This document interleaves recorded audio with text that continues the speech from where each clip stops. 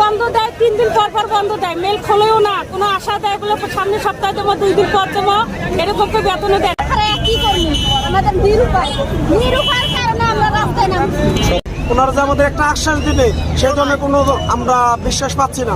আমাদের যে মনে করেন বাসায় খাবো সেই একবেলা খাবারও ঠিক মতো জুটতেছে না। বাসা ভাড়া পায় যে বাড়িওয়ালা আমাদের কুত্তার মতো ব্যবহার করতেছে। কারণ কি, ওনারা আমাদের কাছে বাসা ভাড়া পায়। ইন্ডিগো লিমিটেড মাহমুদ 3-4 মাস ধরে আমরা বেতন পাচ্ছি না। এখন ওরা ডেট দিচ্ছে, মানুষ 1টা 2টা ডেট দেয়, 3 নম্বরের সময় বেতন ভাতা সবই দিয়ে দেয়, কিন্তু ওনারা 18-20টা ডেট দেওয়া কোনো কাম হয় না। এখন আমরা যে মনে করেন আন্দোলন